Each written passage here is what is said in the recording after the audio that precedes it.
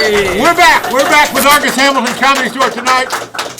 We got all kinds of fun. I want to thank Lucas for the terrific pictures he's taken. We got lots of stuff on social media coming out right now promoting the show. We're up to 12,000 subscribers now and all kinds of hundreds of thousands of hits. So keep it going, folks. We're having a great time giving this show and bringing it to you.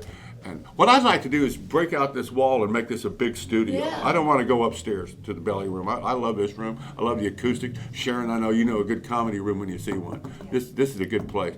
So it's a pleasure right now to introduce our next young comic. And we've met each other here in the hallways going back and forth. I know he did MTV, but he's going to tell us more about it. Emily, our wonderful producer, loves him, and you're going to as well, ladies and gentlemen. Craig Conant. Bring him. Nice to have you here, Craig. Hey, nice to have you here, buddy. Where are you from? I'm from Los Angeles. Oh, really? Born and raised, baby. What part? Yeah. Torrance. Well, that's technically LA. Some true LA people are like, that's not LA. And to them, I say, go fuck yourself. Well, that's where the Beach Boys were from. Yeah, Redondo Beach, Torrance, just over there. Yeah. It's just middle class. Yeah. Yeah, it was a great time in America. And yeah. They were east of Sepulveda, and I think the girlfriend was west of Sepulveda, so they went back and forth. Yeah. Yeah, but it was close enough to the ocean. They got around. Is that them, or is that Jan and Dean? That might be Jan and Dean. I don't know. I don't know. That was my era, and I can't tell them apart. Tell me, so where are you working now? Where are you performing? I perform all over these streets. Laugh Factory here, Improv. I just started touring and headlining this year. Yeah. This is my first time ever. That's pretty dope. Yeah. Wow. What does dope mean?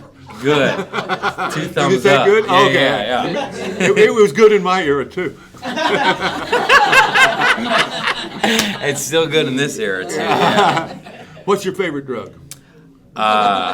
I'm 6 years sober. I used to be quite addicted to Oxycontin and cocaine, let me tell you. Yeah. Woo! Yeah, we intersect on cocaine. Good times, yeah. Yeah. Yeah. We're they didn't have buddies, Oxycontin. They call them Quaaludes back in your day. Yeah, we did. Yeah. So I'm sure they were voluntary rape pills is what they were.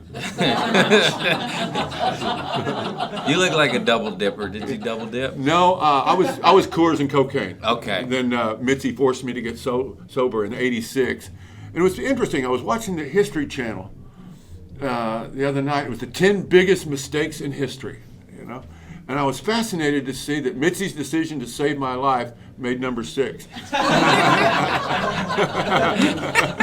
I did not have a lot of redeeming qualities back then. But I got 33 years in a few months, but I'm a lot older. You remind me of my dad. Yeah? Yeah. Is he sober? No.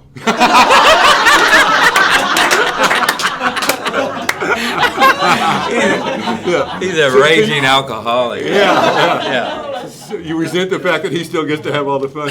Yeah. I told him I was getting sober. I started smoking weed at 12, and then you graduate and whatnot. Yeah. I quit everything at 29. I told my father I was getting sober, and he said, "Why?" What a support group you got there. He was serious. Yeah. Anyways, so onward and upward. Where'd you get sober? In my sister's living room. Well, really? Well, I quit narcotics with a case of 2-buck chuck and an ounce of marijuana. Yeah. And then it took me some years to realize that I can't even have a sip. Yeah. A sip or a puff. Yeah. Even though weed saved my life, I just can't. I smoke all day, every day, from the morning I wake up to the moment I pass. It's not healthy, Right. I'm not Bob Marley, so I had to put the pipe down. Yeah. Well, but I knew several comedians that Charlie Hill, and in particular, the wonderful Native American comic that we love. He never could quite give up the marijuana, and I learned in 5 rehabs that it stays in your bone marrow, and marijuana is a little more dangerous than people think it is. I mean, it's like a lingering long friend that's hard to get rid of. You sound like the government.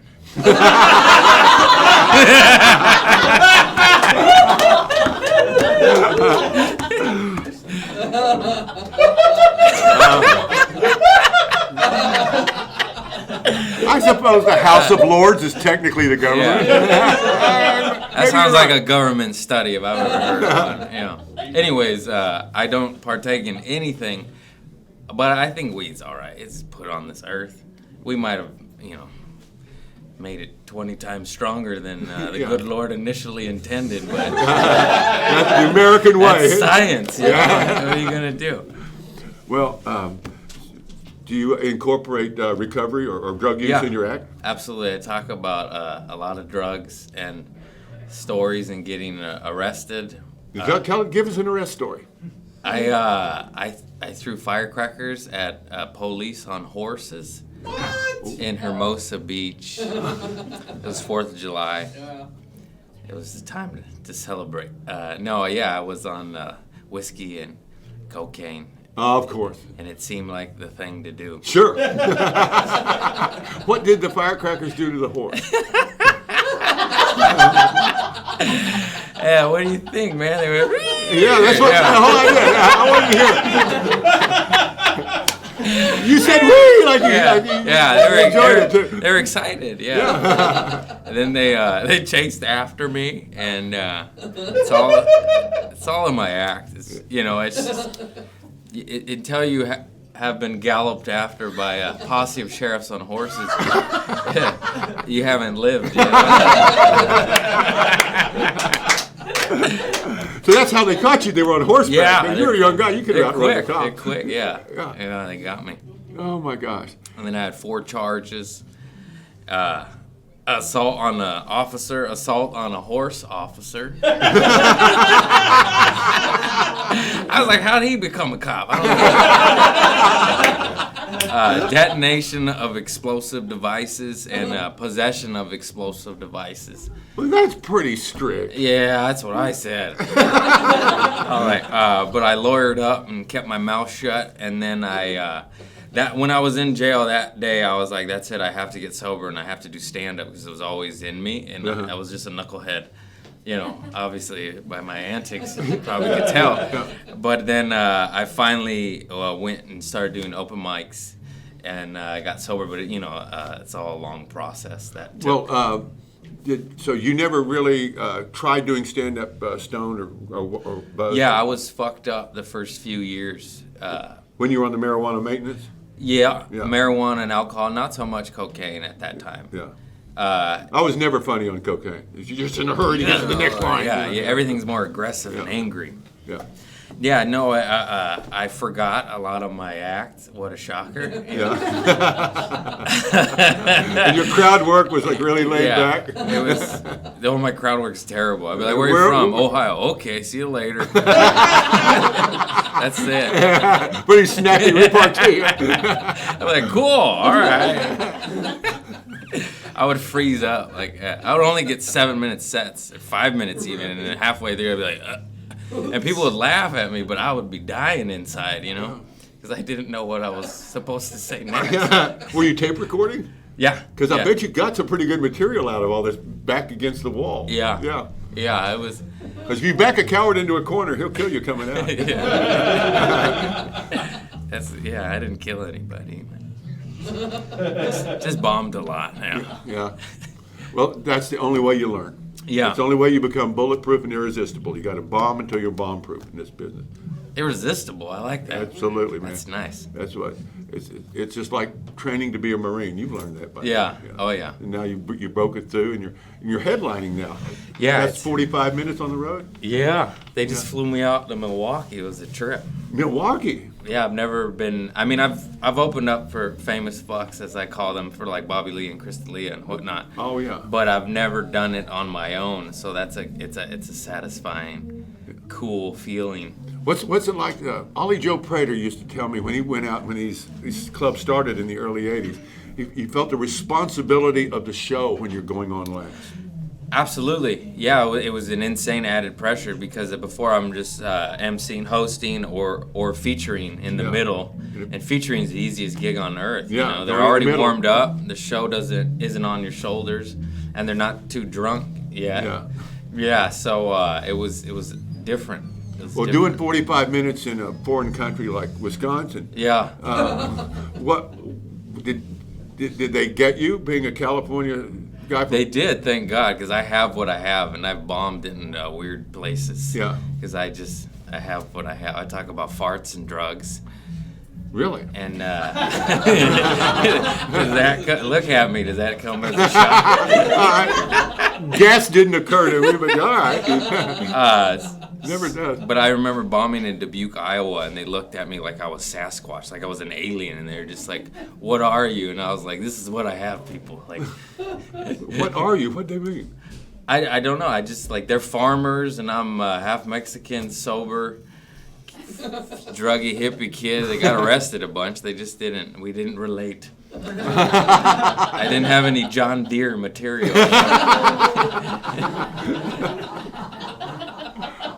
They're all old people. Not that old people aren't hip and with it, but I mean, like, they were the youngest person in the audience was like 58. I'm not kidding. It was weird. They're all silver foxes.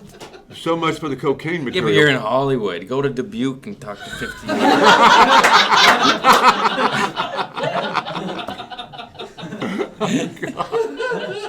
It makes me feel awful because I'm in the Dubuque newspaper and they love me there. No, they hate me. Yeah. Well, see, yeah, I'd rather be your age and hated than my age and loved. I guarantee you that. I do a lot of things different, but I'm glad you got sober young. Yeah, me too, man. My family loves me again, you know? I'll bet your dad resents you a little bit. A little bit, yeah. He You're hits the one the with the pipe view? and he blows it at me and goes, "You fucking pussy." You turn yellow. Dad tried to give you a He contact. pours out. He pours vodka on my Pepsi. I'm like, "God damn it." Not the American Gothic family. Daddy trying to break his boy's sobriety. Yeah. Oh, God. And then he beats me. No, it's the dark. Yeah. Now, is he the Mexican half or the He's white a white. half? He's the white half. That's the Anglo-Saxon Yeah, cool one. the Anglo-Saxon anger. Yeah. Yeah. And then your mother was Hispanic? Full Mexican, yeah. Wow. Where did they meet? High school, actually, yeah. Really? Yeah, Narbonne High in Lomita, Harbor City. I think Harbor City. Yeah. It's on the border. Ah, okay. So, South Bay, Harbor area. I don't know. yeah. So do you do material on being half and half? Oh, yeah. Do you care to share a joke with us? I'm never. All right. Yes. It's weird doing it right here. When I say I'll perform to you guys. My white side and my brown side are polar opposites. Like my little white cousin, he posted a picture on Instagram and it was of a golf scorecard. He's 17, go do some drugs, kid. What are you doing? Go live your life. But he posted a picture of a golf scorecard and the caption said 70, 2 under par, beat the course champion, #hole-in-one. Fucking boring, dude. But then you look up my Mexican cousin, it's at maniac_Moses. And he posted a picture of his little brother smiling, looking over his shoulder in an orange correctional facility jumpsuit in court like this. And the caption says, "Happy birthday, little Carnal, taking 14 years like a champ."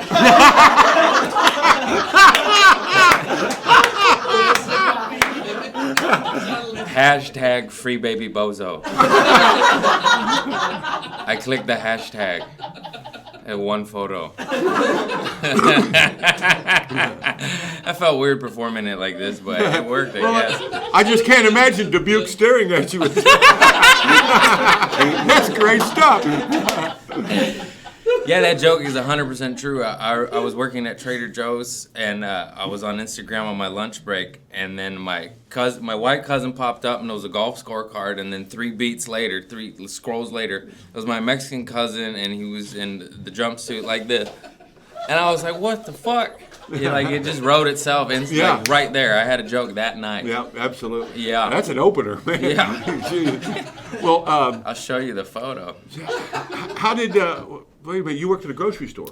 Trader Joe's for 11 years of my life. I got fired. I farted on my manager.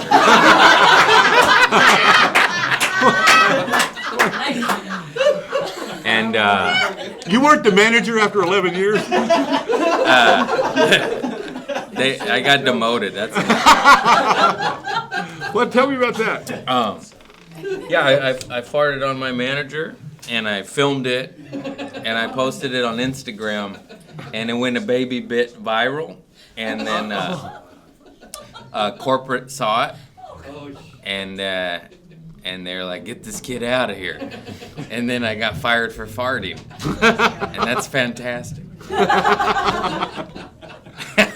Was this after lunch? It was first thing in the morning. I clocked in, had my coffee. I drank my coffee. There we go. I was loaded, man.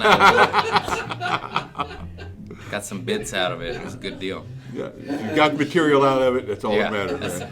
Got a couple bits. They went viral, and actually getting fired from Trader Joe's. Getting fired for farting was the best thing that has ever happened in my life. I swear to God. It means the sky's the limit. Yeah. You know? Oh man, that's awesome. So you're heading for the Netflix special type. You want to do acting? What is it? Just stand up, predominantly stand up. But yeah, I'll do some act. I'd love to be the weird neighbor or the the Coachella porta potty cleanup guy in a movie or whatever. I like to be the weirdo. Yeah. In any movie, TV, film. Have you done any yet? No. Just some fart videos. I would love to. I've done like a couple commercials. Yeah. And MTV stuff. Just a couple. What'd you do for couple MTV? things. I did the greatest party story ever told. I told the story about smuggling 755 pounds of fireworks across state lines, selling them, and then assaulting the horse officers, of course. And yeah. That was a great story. Yeah. It got you sober. Yeah. It made 3 local newspapers and my mom cry.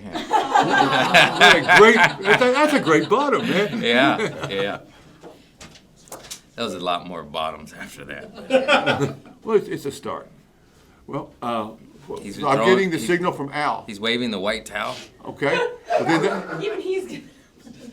What's the white towel? I said too much? we're out of time. I'm out of time. Okay, well, we'll be right back after this, ladies and gentlemen. Give him a big round of applause. You're fantastic. Excellent, man. You're a funny man. Thank you. You're a funny man. Thank you. Don't go anywhere. We'll be right back after this. The Argus Hamilton's Comedy Store tonight. White flag. Paper. Oh shit. As soon as we just shoot a paper, I just improvise and grab the towel.